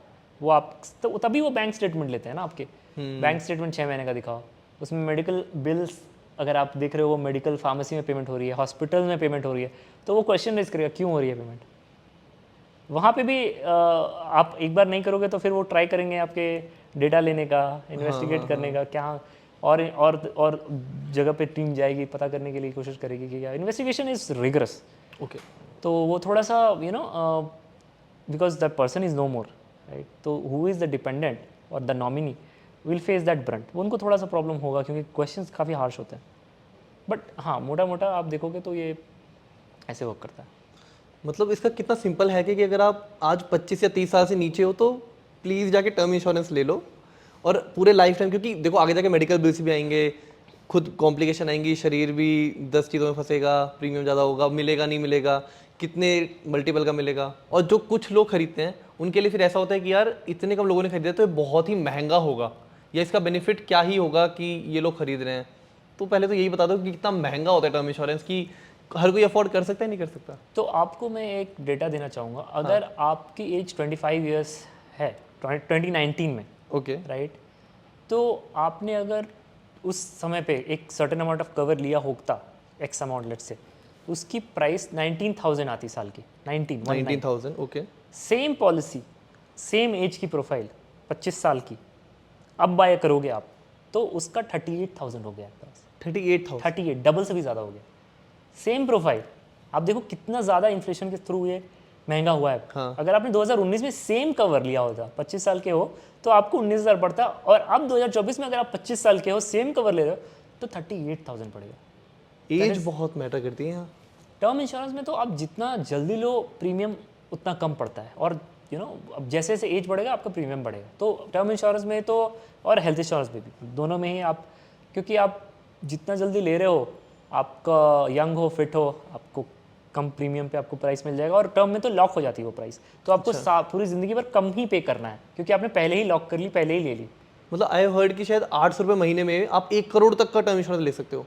हाँ, और वो फिर लाइफ टाइम उतना। लाइफ टाइम, हाँ, बट वो डिपेंड करता है वो क्या आपकी एज है एक्सेट्रा। बट हाँ, आप सही बोल रहे हो। आप उस प्रोफाइल में आपने लॉक कर ली एक बार, तो वो कंसिस्टेंट चलता रहेगा। हेल्थ में ऐसा नहीं होता, एज बैंड होती है हेल्थ में, वो आप एज बैंड के बाद आपका इंक्रीज हो जाता है। ऑब्वियस उधर भी थोड़े इधर सब्जेक्टिविटी है, डिफरेंट इंश्योरर्स ने डिफरेंट वे ऑफ किया है कि क्लेम नहीं आए तो बढ़ेगा नहीं, ऐसा भी कुछ अच्छा, है। अच्छा। बट या मोस्टली टर्म में तो बिल्कुल स्ट्रेट है, आप अभी ले लो पॉलिसी और वो लॉक इन कर लो, राइट, और वो कंसिस्टेंट रहेगा। अब इसमें भी कंफ्यूजन ज़्यादा ये है कि लोग लाइफ इंश्योरेंस को बेसिकली इन्वेस्टमेंट प्रोडक्ट की जैसा बेचा जाता है। हाँ, तो वो सबसे बड़ा मिसकंसेप्शन है, क्योंकि आपको इन्वेस्टमेंट और इंश्योरेंस को तो सेपरेट रखना है। वो आप कभी भी यूलिप्स एक्सेट्रा में तो जाना ही नहीं है, नहीं, आप बिल्कुल प्रमोट नहीं करते। बिल्कुल ही नहीं करना है, वो बिल्कुल ही मिसकंसेप्शन है। और क्योंकि जो बेच रहे हैं उनको ठीक है, जो भी बेनिफिट है उससे, बट आप उसको, क्योंकि वो बहुत सारे पिच में मैं देखता हूँ उन्होंने इन्फ्लेशन को कैलकुलेट ही नहीं किया अपने पूरे मॉडल में। ये भाई एजेंट वाले भैया आ गए हमारे घर फिर से, जो हमें रिश्तेदार वाले गिन रहे थे। हाँ। वो घर आके बोलते हैं ना कि आपको इतने टाइम बाद इतने लाख मिल जाएंगे, तो हमारे पापा खुश हो जाते थे। एग्जैक्टली। अभी मैं बताता हूँ, जैसे कि एक बंदे ने अपने रिलेटिव, वो हमारे यहाँ ही काम करते हैं, एंड उन्होंने अपने बड़े भाई को, किसी ने उनको यूलिप्स दिया। ओके, यूलिप नहीं है बेसिकली, ये एक सर्टेन प्लान है जिसमें प्लान ऐसा है कि आप अगर फर्स्ट से 15 ईयर तक 2 लाख पर ईयर इन्वेस्ट करते हो, तो आपको 40 साल से लेके 100 तक आपको 2-2 लाख रुपए मिलेंगे, या 40 से 75 जो भी था वो, अच्छा, कुछ 2 लाख गारंटेड गारंटेड मिलेंगे। हाँ, तो उनके भाई को तो बहुत अच्छा लगा ये प्लान कि वाह, ये तो बहुत अच्छा पेंशन है। हर किसी को अच्छा लगता। हाँ, वो क्योंकि सुनने में बड़ा अच्छा लग रहा है कि इसे 15 साल 2 लाख दूंगा, मेरे को 40 के बाद पूरा मिलेगा। बट उनको मैथ समझ में नहीं आया यहाँ पे कि यार अभी आप जो इन्वेस्ट कर रहे हो, पहले तो वो 2 लाख की वैल्यू क्या रहेगी 40 के बाद, वो तो अलग ही है। फिर आपका जो पैसा है, जो आप अगर इन्वेस्ट करते हैं म्यूचुअल फंड में या कहीं और किसी इक्विटी लिंक प्रोडक्ट में इन्वेस्ट करते हैं, चलो एफडी में ही करते, तो उसका रिटर्न आप देखोगे मैथमेटिकली तो फार हायर है, आपको फार ज़्यादा मिलेगा, उससे बहुत ज़्यादा मिलेगा जो आप यहाँ पे मिल रहा है, बट कोई दिखता नहीं है। अगर आप उसको टर्म इंश्योरेंस पिच करोगे, सेम हमारी जो इनिशियल डिस्कशन हुई, मुझे क्या वापस मिल रहा है, तो it will not sound lucrative. तो वो ल्यूक्रेटिव साउंड नहीं करता तो वो बिकेगा ही नहीं। तो वही मार्केट में वैसे ही प्रोडक्ट्स आप देखोगे जो सुनने में बहुत ही अच्छे लग रहे हैं, बट उसका रिटर्न बिल्कुल ही कम है, और जो रिटर्न दिखा रहे हैं बहुत सारे रिटर्न में तो वो इन्फ्लेशन काउंट ही नहीं कर रहा है। शायद उसका इफेक्टिव रेट मेरे ख्याल से 2-3% भी नहीं होगा, उतना ही होगा। मतलब अगर यूजर बस इतनी छोटी सी मैथ कर ले कि एक्सेल खोल के उसमें सारा अमाउंट डाल दे और XIRR निकाल ले तो उन्हें इफेक्टिव पता लग जाएगा। कोई करता नहीं है, कोई नहीं इसीलिए करेगा। प्रॉब्लम है। किसी के पास इतना टाइम नहीं है, जब वो आपने उसको इतना अच्छे तरीके से प्लेट पे लाके सजा के बता दिया कि यही सबसे बेस्ट है, आप पिघल गए, आपने ले लिया, आपको पता नहीं है। Most of the LIC policies जो आप घर पे अगर निकालोगे, आपको अगर उसमें रिसर्च करने बैठोगे आपको लगेगा यार मेरे मम्मी पापा को उल्लू बनाया गया है। हमारे पास भी, हमारे घर पे भी मैं देखता हूँ, वो तो क्या ही ये प्लान है, वो कुछ है ही नहीं उसमें, तो वो उसका रिटर्न ही नहीं है कुछ, रिटर्न ही नहीं है, उससे इतना ज़्यादा डालो तो इतना FD में मिलेगा। मिल जाता, बिल्कुल। जो मेरे पेरेंट्स डाल रहे थे। तो that is the point. I mean ये इन्वेस्टमेंट करके जो बेचा गया है, क्योंकि वो बिक जाता है। प्योर टर्म तो आप बोलोगे, वो वही लॉजिक आने वाला है, बहुत लोग बोलेंगे मुझे कुछ होने वाला नहीं है, but that is the point. आपको रिस्क असेस करना है कि यार मेरे डिपेंडेंट्स हैं अगर, राइट, मेरे पास अगर मेरा लोन है, मेरे बच्चों की पढ़ाई है, राइट, मेरे एक्सपेंसेस इतने होंगे हर साल, तो उस हिसाब से मुझे मेरी फैमिली को, अगर मैं ना रहूँ, it's like we call it financial replica, right, of yours. हाँ, मैं ना रहूँ तो मेरी जगह पे अगर कुछ कितना अमाउंट होगा जो मेरे बच्चों के साथ, मेरे घर के वाइफ की एट्सेट्रा सब डिपेंडेंट्स की कॉस्ट को कवर कर ले, जो एक्सपेंसेस को कवर कर ले। तो term insurance is very important. अब एक और चंक ऑफ पीपल है जो मतलब कॉर्पोरेट्स में जॉब कर रहे हैं और उनको कॉर्पोरेट इंश्योरेंस मिलता है, ऑफिस से मिलता है, तो उनके लिए उनको लगता है कि यार मेरे पास तो ऑलरेडी इंश्योरेंस है। वो कई बार फैमिली को कवर नहीं करते, कई बार कर देते हैं, और अगर करते हैं तो उन्हें लगता है बस अब सब सॉर्टेड है, अगले 20-25 साल या लाइफ टाइम अब मुझे पर्सनल पॉलिसी लेने की ज़रूरत है या नहीं है। इन सबको लगता है कि वो काफ़ी है। देखिए ये काफ़ी मुझे लगता है ना, ये रिस्की है थोड़ा सा, क्योंकि ओके, आप सेम कंपनी में रहोगे या कहीं और जाओगे, वो पता नहीं है। कंपनी छोड़ते ही पॉलिसी। पॉलिसी लैप्स हो जाएगी ना, वो तो आप अच्छा। पिछली कंपनी कवर कर रही थी। हाँ, जैसे हम अपनी कंपनी में एक हॉलिस्टिक इंश्योरेंस सबको देते हैं, ठीक है, कॉर्पोरेट इंश्योरेंस सबको 10 लाख का कवर तो मिनिमम देते हैं, जिसमें आप अपने पेरेंट्स को भी इंक्लूड कर सकते हो। क्या बात है। हाँ, और डिटो में हम सब सारे एम्प्लॉयज़ को प्रोवाइड करते हैं। ठीक है। और अगर आपको फिर कहीं और जाना है, तो बहुत सारी कंपनी में ऐसा होगा, आप जहाँ जाओगे जहाँ 5 लाख का कवर है या फिर सिर्फ 3 लाख का कवर है, हाँ, तो अब वो तो हॉलिस्टिकली कवर ही नहीं कर रही है आपको। हाँ, हाँ, और हाँ। आज की डेट में जो मेडिकल इन्फ्लेशन इतना ज़्यादा है, आपको तो कवर ही नहीं हो रहा है प्रॉपर्ली, तो क्लेम में आपको पैसा खुद से ही भरना पड़ेगा। तो इस रिस्क को मिटिगेट करने के लिए इट्स ऑलवेज एडवाइजेबल कि आप अब एक पर्सनल हेल्थ इंश्योरेंस पॉलिसी रखो, राइट, क्योंकि कंपनीज का तो स्विच हियर एंड देयर हो ही गया है ना आपका, कभी ना कभी। तो आप फिर कोई कंपनी में जाओगे जहाँ शायद हेल्थ इंश्योरेंस उतना हॉलिस्टिक है ही नहीं। और तब आप भी 42-45 मतलब 45 ईयर्स के हो चुके होंगे तब हो चुके होगे, तब तो प्रीमियम अगर आप पर्सनल लेने जाओगे तो इतना ज़्यादा है कि मतलब, और क्या पता आपको कुछ डिजीज़ हो उस समय, मिले ना मिले, फिर तो वो बिल्कुल। जितनी हेल्दी हो पहले ही ले लो। तो वो बहुत, I think that's a misunderstanding. उसको आपको बिल्कुल, हम कोशिश करते हैं लोगों को बताने की आपको कॉर्पोरेट तो चलो है, पर्सनल तो रखना ही रखना चाहिए। कॉर्पोरेट पॉलिसी बिल्कुल इनफ नहीं है मोस्ट ऑफ द केसेस में। कॉर्पोरेट मिल रहा है अच्छा हॉलिस्टिक, तो बहुत अच्छी बात है, क्योंकि उसमें थोड़ा सा ना ज़्यादा बैक एंड फोर्थ नहीं होता, वो तुरंत पास कर देते हैं इंश्योरर्स। Correct. कॉर्पोरेट पॉलिसीज में उतना नहीं होता, बिकॉज उसमें मोस्टली सारे कवर करके, अब डिपेंड करता है आपने कैसे आपकी कंपनी ने लिया, but mostly it's easy to move such cases. और पर्सनल है अगर, तो वही है ना, आप स्विच करोगे कंपनी तो वो पुराना वाला है नहीं, तो आपको better to have something on your own. अब इसके साथ ना ये नो क्लेम बोनस आपने जो बीच में कुछ टर्म्स यूज करी बार बार, ये भी बड़ा अच्छी चीज निकल के आती है अगर सही से यूज किया जाए, या नो क्लेम बोनस सही टाइप का हो। तो वो क्या क्या हो सकते हैं, कौन सा नो क्लेम बोनस ऑप्ट करना चाहिए? देखो, या आपको एक चीज़ समझना है कि कोई भी कंपनीज है ना, हाँ, आपको फ्री में पैसा नहीं देगी, ठीक करेक्ट, है। वो तो हाँ। आपको बोल रही है नो क्लेम बोनस होगा, 5x हो जाएगा, 3x हो जाएगा, 50% बढ़ जाएगा। इसका मतलब क्या होता है कि आपका सम एश्योर्ड बढ़ जाए, डबल हो जाएगा एकदम। बेसिकली मान लो आपने 10 लाख की पॉलिसी ली, ठीक है, ठीक है। आपको लिखा है कि 50% नो क्लेम बोनस मिलेगा ईयर ऑन ईयर, अगर आप क्लेम नहीं कर रहे हो तो। ठीक है। तो 10 लाख की पॉलिसी अगले साल 15 लाख हो जाएगी। आप 15 लाख तक क्लेम कर सकते हो। उसके बाद फिर वो 50% बढ़ जाएगा। तो इस तरह से बेसिकली ये तो अच्छा होगा, नहीं? ये अच्छा ही है, ऑब्वियसली अच्छा ही है, बट मैं कह रहा हूँ कि ये क्यों होता है।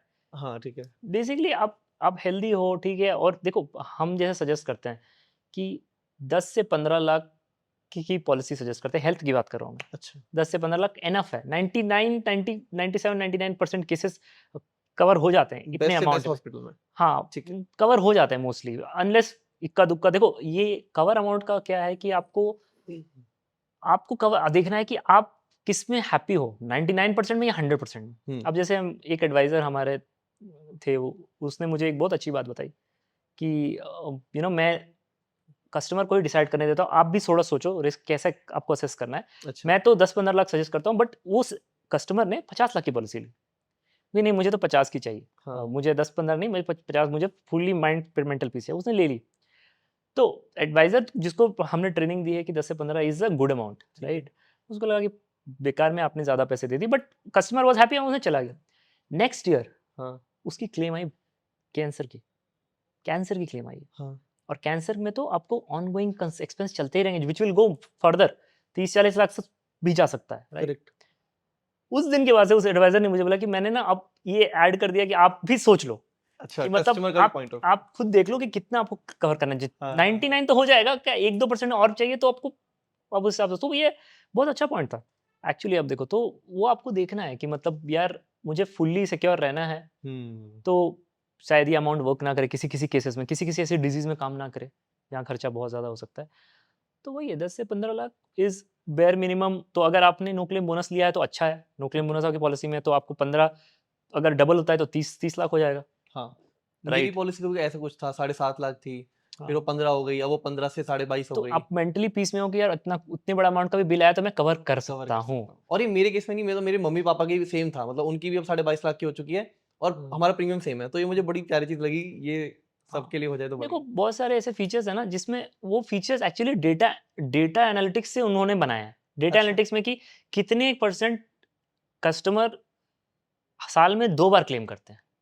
लेस देन 0.1% होगा, वो हाँ भी नहीं है। हाँ हाँ। तो उन्होंने देखा जब लोग क्लेम करते ही नहीं है 2 बार, तो मैं अनलिमिटेड रिस्टोरेशन देता हूँ ना, लॉलीपॉप दे देते हैं इनको कि कि सा 10 डबल लाख हो अगर जाए। आप क्लेम करोगे, हाँ, फिर आप जैसे 10 लाख में से 5 लाख क्लेम भी कर लिए, तो फिर 10 लाख हो जाएगा। उसी से फिर से क्लेम कर सकते हो 10 लाख। बट कौन करेगा? कोई करेगा ही नहीं। वो हमसे स्मार्ट बैठी है कंपनी, सही हाँ, बात है। तो बट वो अब वो उसको सेल कर रहे हैं अनलिमिटेड रिस्टोरेशन। हाँ। तो मतलब ठीक है, अब जो इक्का-दुक्का जो भी बंदे यूज़ कर रहे हैं उसको उनके लिए ठीक है, बट आप समझ गए ना मोटा-मोटा उनको कुछ लॉस नहीं हो रहा है, हम्म। राइट? और क्लेम उनको पता है 10 से 15 लाख में 99 मेरा निकल जाने वाला है। तो मैं अगर इनको 30 का दे दूँ या 40 का भी दे दूँ, क्लेम तो मेरा 10-15 का ही आने वाला है। तो तो आइडियली 10-15 लाख का कवर होना चाहिए सबके पास हेल्थ हाँ, इंश्योरेंस। उतना तो मिनिमम बेयर मिनिमम होना चाहिए 10 से 15 यार। उससे मेडिकल इन्फ्लेशन जैसा बढ़ा 10 से 15 तो बेयर मिनिमम तो होना चाहिए। रेस्ट उसके ऊपर आपका रिस्क असेसमेंट कि आप कितना मेंटली पीसफुल होके सोना चाहते हो। संभव। अच्छा, ये अभी आपने ओम्बुड्समैन की बात करी, ये बैंक ओम्बुड्समैन की तरह ही होता है कि वहाँ भी हम जैसे बैंकिंग कंप्लेन करते हैं यहाँ पे भी वो? तो वही है, अब ओम्बुड्समैन बेसिकली वही है, इंश्योरर्स और कस्टमर्स के बीच का आप समझ लो कि somebody who is going to solve issues. Okay. हाँ, बेसिकली आपका जैसे कस ग्रीवेंसेस सेल होते हैं बेसिकली आपके उस टाइप के ही हैं, एंड लॉयर्स होते हैं उनके भी। वो लॉयर्स आते हैं, दोनों अपने लॉयर्स लेके आते हैं, वो बेसिकली रिजॉल्व होता है केसेस। कभी वीडियो कॉल पे ही मोस्टली होता है। अच्छा, बीच में ना आवाज़ ही बहुत रेज़ हुई थी कि इंडिया में मतलब मेन प्रॉब्लम यही नहीं है कि क्लेम पास नहीं हो रहे। प्रॉब्लम ये है कि पार्शियली पास होते हैं और जब हमें थोड़ा बहुत अमाउंट मिल जाता है ना, हमें लगता है ठीक है हमारी ही कहीं गलती रही होगी, तो हम सेटल कर लेते हैं कि चलो ठीक है अब नहीं लड़ते हैं। तो उनके लिए क्या टेक है, मतलब क्या कहना चाहोगे? और उनके लिए जिनका पास ही नहीं हुआ, वो अगर मतलब अच्छी बात है किसी अच्छे एजेंट को रीच आउट करें, डिट्टो को करें या किसी और को करें। बट अगर वो डायरेक्ट कुछ करना चाहें तो वो भी ओम्बड्समैन को लिख सकते हैं, कोई भी यूज़र लिख सकता है? देखिए, ओम्बुड्समैन को तो कोई भी कर सकता है, कोई अच्छा। दिक्कत नहीं है बात उसका। आपको प्रोसेस प्रोसेस समझना पड़ेगा और आप खुद भी कुरियर कर सकते हैं, ऐसे कुछ बड़ी बात नहीं है। अगर आप वो फॉर्मेट बना के लिख सकते हो तो कर सकते हो, कोई दिक्कत नहीं है। हुँ, द पॉइंट मैं यहाँ पे ये बोलना चाहूँगा कि आपका, आप जैसे बोले पार्शियली रिजेक्ट हो गया या कुछ हो गया, राइट? तो वो कुछ बेसिस पे हुआ होगा, ठीक है? ऐसा नहीं है कि बिल्कुल ही रैंडमली होता है। ओके।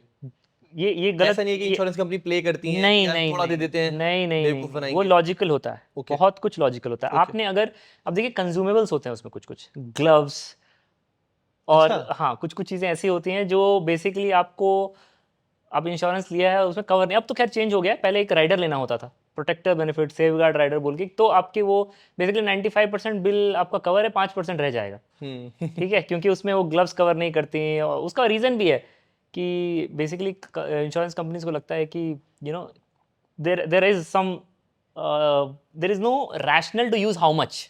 हाँ, कितनी भी नर्सेज़ आ रही हैं, कुछ भी हो रहा है। कुछ मतलब नर्सेज नहीं है, मतलब वो अब देखो यार, अब कॉटन ग्लव्स, अब आप लिख दिए कि इतनी कॉटन यूज हुई, ग्लव्स इतनी ज्यादा यूज हुई, तो उसमें थोड़ा सा वो ग्रे सा सब्जेक्टिविटी एरिया है। रहती है, बट वो राइडर लेके 100% भी होता है। अच्छा। तो आपने अब 95% मिला, 5% कंज्यूमर से कट गया आपका, तो आपको लगेगा कि यार ये तो गलत किया उसने, बट वो आपने वो राइडर लिया नहीं। अब तो इनबिल्ट राइडर्स आते हैं कि आपको कवर कर सकती है, वो आपको देखना पड़ेगा कि मेरे पॉलिसी में वो सब है कि नहीं, है कि नहीं?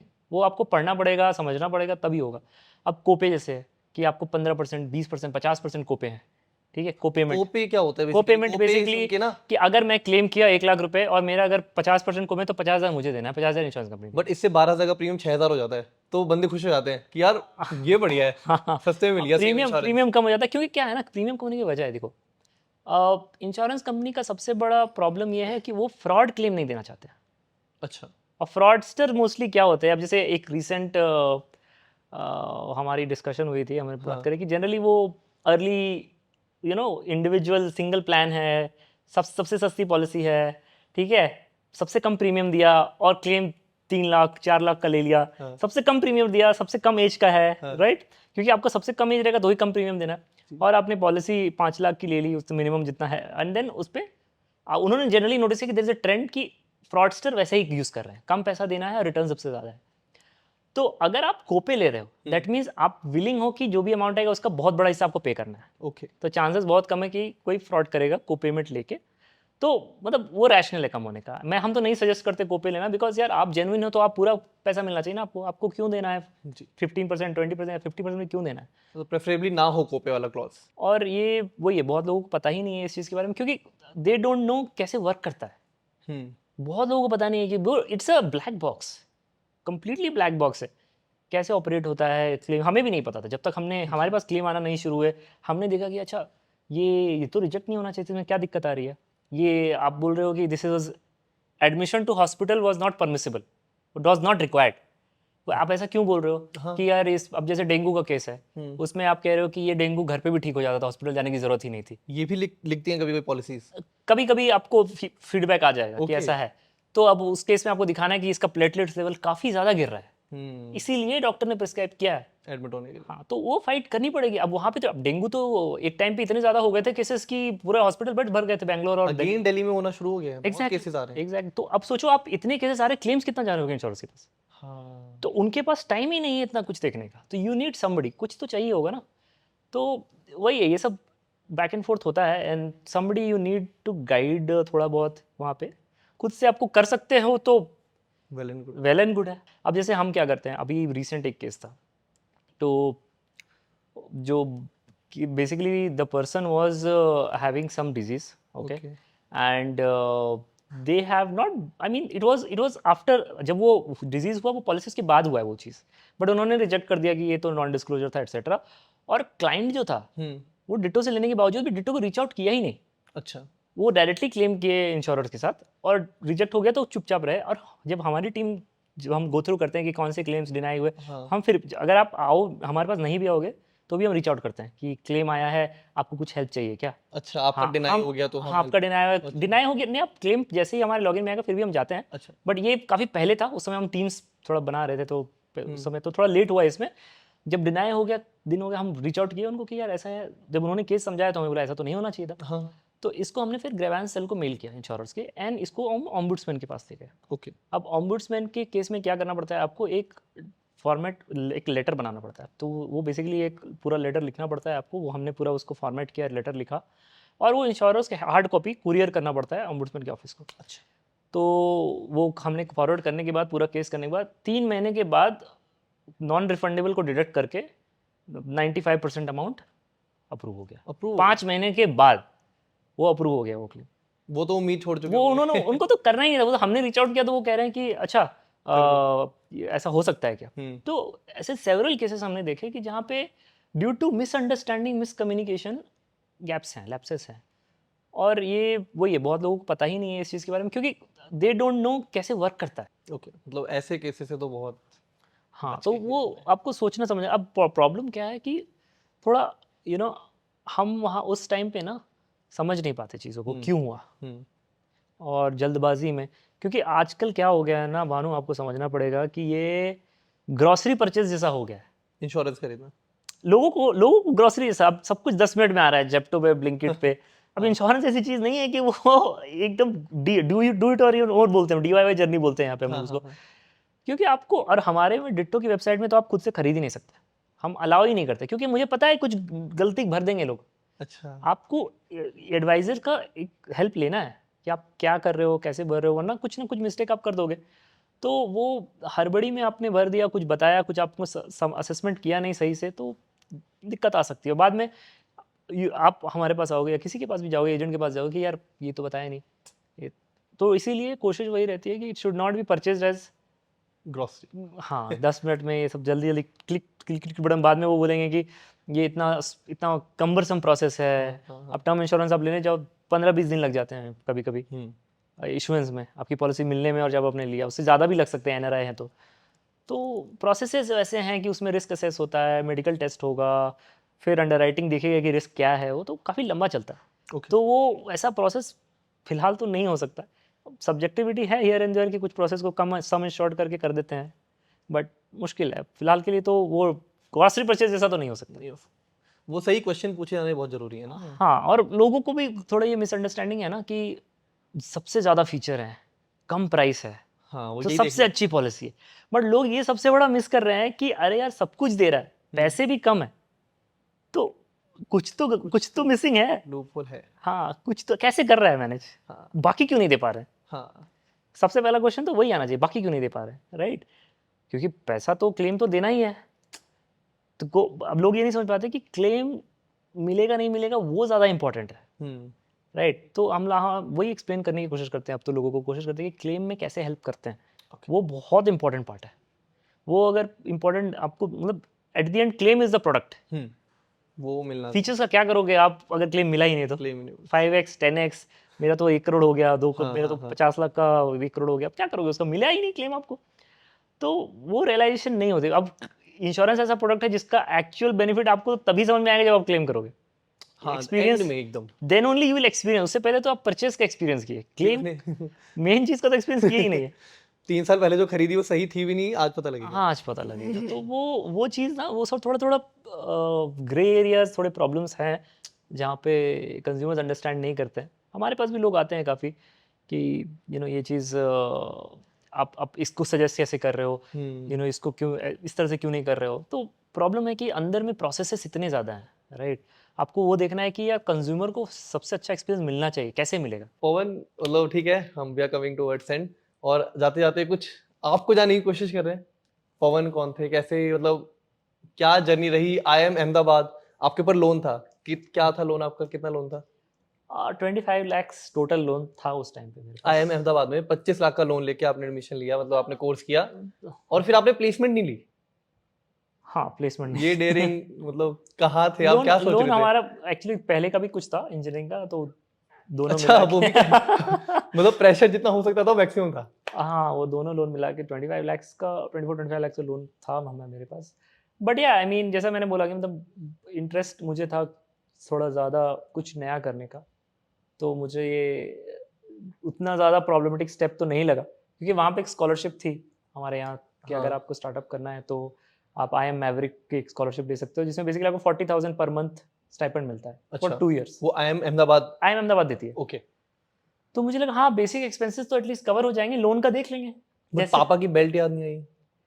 पापा मम्मी ने तो समझाया, बट अच्छा। मैंने भी उनको समझाया अच्छा। यार ट्राई करना चाहिए ये वो, तो खैर समझ गए वो। बट हाँ उसके बाद जैसे कन्विंस फ्रेंड्स को हमने स्टार्ट साथ में मिलके हमने स्टार्ट किया, तो वही ऑप्ट आउट कर ले हो आप एक बार, तो आपको फिर आपको तो वही देखना है सीधा, आपको कुछ करना है। अब क्या करना है हमें, तो वहाँ पे क्लैरिटी थी। पहले तो हम चाहते थे कि ठीक है we will become stock broking, कुछ हम अच्छा। फाइनेंशियल मार्केट में करेंगे, कुछ प्लान तो वही था। बट वही है, कोई फंड नहीं है, कुछ नहीं है, तो बेयर मिनिमम तो आप ब्लॉग ही लिख सकते हो, वही हम करना पड़ा, एंड दैट्स हाउ फिनशॉट्स बना। फिन शॉट्स यहाँ से शुरू हुआ। हाँ, अच्छा। फिनशॉट वहाँ से शुरू, हम लिखते थे, रिसर्च करते थे, डालते थे, एंड देन तब तक ज़ेरोधा ने जब इन्वेस्ट किया तब तो हमारा था कि प्लान अब क्या कर सकते हैं। अब क्योंकि अब स्टॉक ब्रोकिंग तो नहीं कर सकते बिकॉज हमने स्टॉक ब्रोकर से रेज किया है पैसा। हाँ, तो अब फिनशॉट हमारा उसके बाद स्टार्ट जब किया हमने, तो हमें लगा कि ठीक है चलो अब नया कुछ करते हैं। तो हमारा इंटरेस्ट ऑलवेज है कि हम फाइनेंस को सिंपल कर रहे हैं, ओके। तो फाइनेंशियल सर्विसेज में जो भी आता है वो टच कर सकते हैं ना।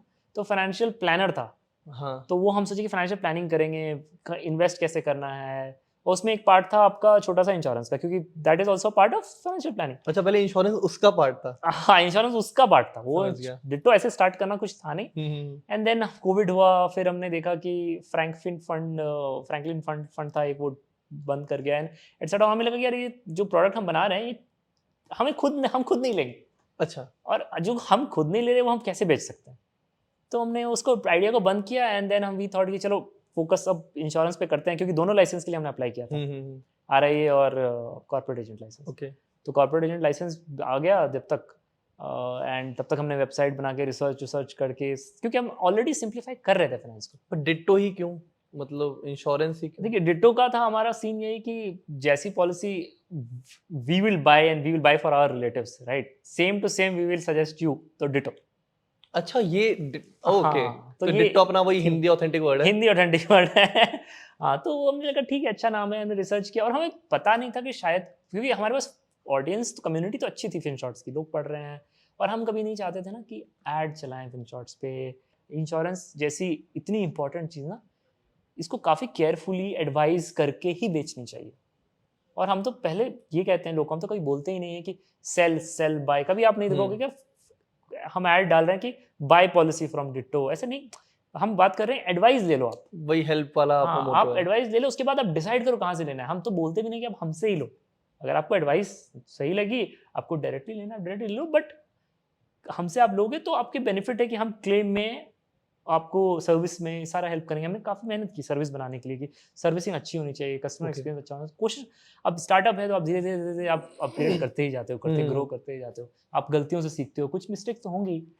तो हमने काफ़ी क्वालिटी चेक रखा है, हमने ट्रेनिंग में इन्वेस्ट किया। अब बाकी कंपनी में 7 दिन ट्रेनिंग होती है, अगले दिन से कॉल पे लग जाओ, बेचना स्टार्ट करो। यहाँ पे 3 महीने चलती है ट्रेनिंग। अच्छा, इंश्योरेंस को इन डेप्थ समझो। समझो पहले 3 महीने के बाद ही कॉल पे आना है, किसी कस्टमर फेसिंग का 3 महीने में you have to clear everything. पूरा आपको टेस्ट होगा, क्वालिटी अच्छी होनी चाहिए, उसके बाद ही जाओगे कस्टमर एक्सपीरियंस टॉप नॉच। तभी कोई कंपनी इंडिया में 3 महीने की ट्रेनिंग नहीं रखती। मुझे तो लगता है डिट्टो इकलौता होगा जो ऐसा कर रहा है, 3 महीने एक प्रोडक्ट की ट्रेनिंग। तो वो टाइम लगा एंड वी बिल्ट इट। या तो जैसे आप बोल रहे हो कि हेल्प के मोटो से शुरू किया था, मतलब एडवाइस भी करते हो, फिर बाद में क्लेम सेटलमेंट में यूज करते हो, बट मान लो किसी के पास आज अगर कोई और पॉलिसी है, तो वो कैसे एंटर कर सकते हैं डिट्टो के हाँ, इकोसिस्टम तो में, कैसे आएगा? अभी देखो डिट्टो में ये रूल है क्लियरली कि क्या? 2 चीजें हैं। अगर आपके पास डिट्टो की पॉलिसी नहीं भी है ना, अगर तो भी आप डिट्टो को कॉल करके ना पूछ सकते हो कि यार, कॉल शेड्यूल करके कि मेरी पॉलिसी कैसी है, अच्छा, हम रिव्यू कोई भी आ करेंगे। सकता है? कोई भी आ सकता है, रिव्यू करके आपको बताएंगे कैसी है पॉलिसी, कोई मना नहीं करेगा। आप लो मतलब फर्क ही नहीं पड़ता है। आप आओ डिट्टो में, अपनी हाँ। ओरिएंटल, न्यू इंडिया, नेशनल, किसी की भी पॉलिसी यूनाइटेड। आपको बताएंगे ये कैसी है, हाँ। क्या है, नहीं है, आपको एंड टू एंड समझा देंगे। फिर आपको डिसीजन है आपको क्या करना है, कोई दिक्कत नहीं। इसके अलावा आपको अगर रिपोर्ट कराने का है उसके कि ये पॉलिसी अच्छी नहीं है, मुझे क्या लेना चाहिए, तो वो भी हेल्प कर सकते हैं। वो आपकी मर्जी है, आपको कराना है नहीं कराना है। दूसरा, अगर आप हॉस्पिटल में फंस गए, राइट, ठीक है। क्लेम में अगर कुछ दिक्कत आ गई, आपसे आपने पॉलिसी पॉलिसी नहीं ली है, हाँ। फिर भी कॉल लगा सकते हो।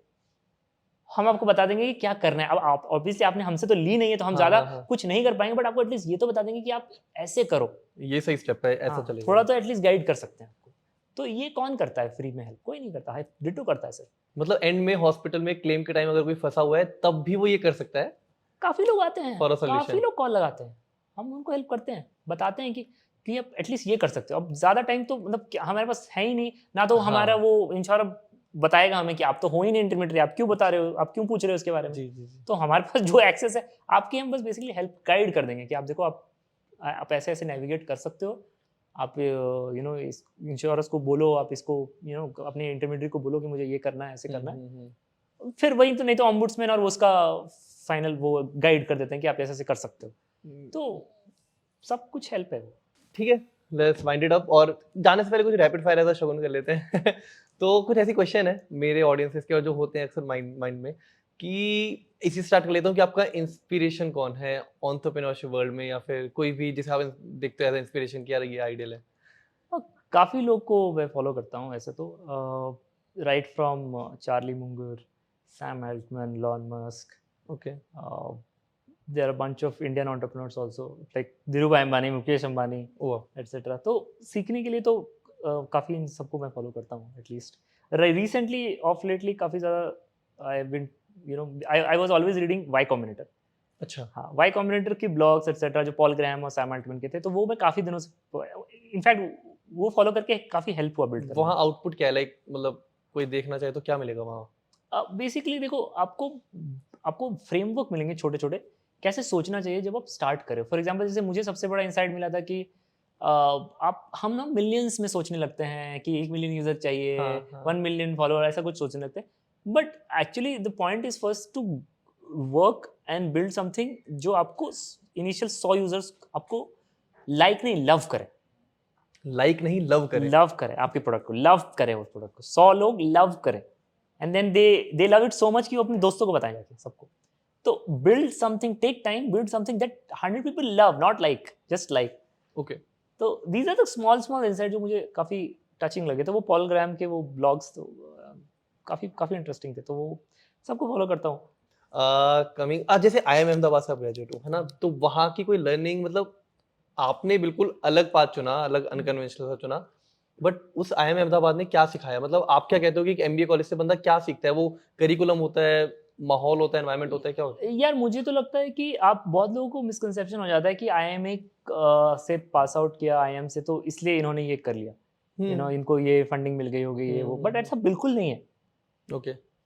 IIMs तो आपको बेसिकली कॉर्पोरेट में कैसे as a very good manager बनना है वो सिखाता है, राइट? आपको तो एंटरप्रेन्योरशिप का वो जगह ही नहीं है आपको सीखने का, राइट? वो तो है ही नहीं वो। एंड मुझे आई थिंक इसलिए मैंने तो कोशिश ये की थी कि बिकॉज आई वॉज क्लियर कि यार मेरे को एंटरप्रेन्योरशिप रूट जाना है, तो वैसा इन्वायरमेंट जो भी वहाँ पे हेल्प, जैसे वहाँ पे इंक्यूबेशन सेंटर्स था, तो उनके लोगों को कांटेक्ट करना शुरू कर दिया। जो प्रोफेसर थे जो बेसिकली उस एरिया जहाँ पे मैं काम करना चाहता उसमें उन्होंने कुछ एक्सपर्टीज लिखा है, उनसे कांटेक्ट करना चाहता। तो it was all your effort initially. अच्छा। दे हैव, उनके पास रिसोर्सेज हैं तो आपको यूज़ करना, बट मेन तो उनका है कि इट्स अ जॉब स्कूल।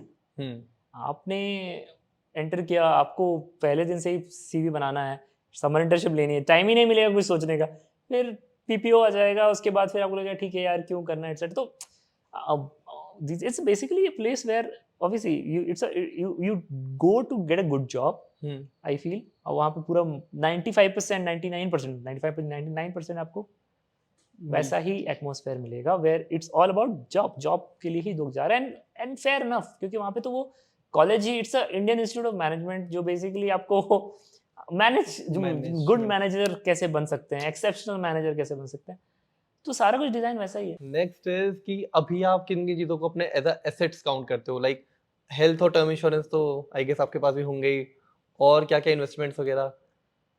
अब अब स्टॉक में मैं इन्वेस्ट करता हूँ काफ़ी, Okay. काफ़ी सालों से कर रहा हूँ, तो उनको तो डेफिनेटली मैं एसेट मानता हूँ। रियल स्टेट में I have not invested, okay. कोई ज़ीरो एक्सपोजर है मेरा। स्टॉक म्यूचुअल फंड में इन्वेस्ट किया है, डेट फंड्स में इन्वेस्ट किया है, वो इन्वेस्टमेंट्स थोड़ी, तो बेसिकली इन्हीं सब चीज़ों को मैं कंसिडर करता हूँ। और बाकी यही इन्वेस्टमेंट है? बिल्ड करो कुछ, खुद पे इन्वेस्ट करो, कंपनी प्रोसेसेस बनाओ, कंपनीज बनाओ, तो वो एक बहुत बड़ा इन्वेस्टमेंट खुद ब खुद ही हो जाएगा।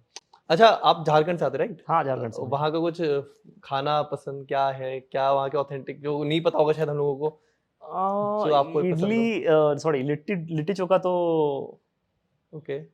सबको पता ही है, लिट्टी चोखा काफ़ी चलता है।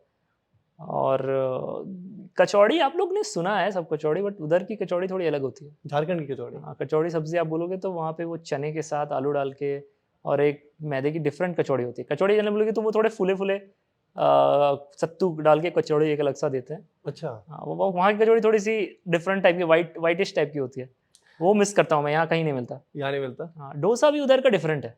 अच्छा। यहाँ का डोसा तो बिल्कुल ही अलग है बैंगलोर का। बैंगलोर का बहुत अलग है, झारखंड का हाँ, बहुत अलग है। वो मुझे मेरे को फाउंडर्स मारने आ जाएंगे कि सारे साउथ इंडियंस हैं कि इधर का डोसा ज़्यादा अच्छा है। लास्ट क्वेश्चन, आपके लिए सक्सेस क्या है? आप कैसे डिफाइन करते हो? Freedom and happiness, as long as you are happy what you are doing, that is success. और अकॉर्डिंग टू यू, लाइक आप उस जर्नी में हो, प्रोसेस में हो, या हो चुके हो, क्या है? तो देखो यार, मुझे तो, मैं जो करता हूँ, मैं ऐसी इनफैक्ट ऐसी चीज़ करता ही नहीं हूँ जिसमें मुझे दिल नहीं लगता। वो क्लियर है, मेरा फंडा हमेशा से क्लियर था कि, और जो भी चीज़ मैं करता हूँ वो पूरी शिद्दत से करना चाहता हूँ। वो तो आप जी रहे हो? हाँ, हाफ हार्टेडली कुछ करने का मन नहीं करता मुझे, मैं करता ही नहीं हाफ हार्टेडली काम। जो भी किया तो फिर, और एक बार आपने डिसीजन ले लिया तो फिर पीछे मुड़ के नहीं देखना है। There is no plan B. आपने एक बार there is only plan A, तभी कुछ हो सकता है। वो एक वॉर का काम है ना, जिसमें कि आप किस general used to burn the bridges, वापस जा रहा है ना पड़े। हाँ, तो बेसिकली इट वर्क्स, वो माइंडसेट वर्क करता तो वही है एंड इट्स फन। ठीक है, वर्क कर गया तो फन है, हाँ नहीं वर्क किया तो फिर ऑब्वियसली थोड़े रिग्रेट होंगे, बट या that's a part of life ना, तो ऊपर नीचे तो होता रहता है।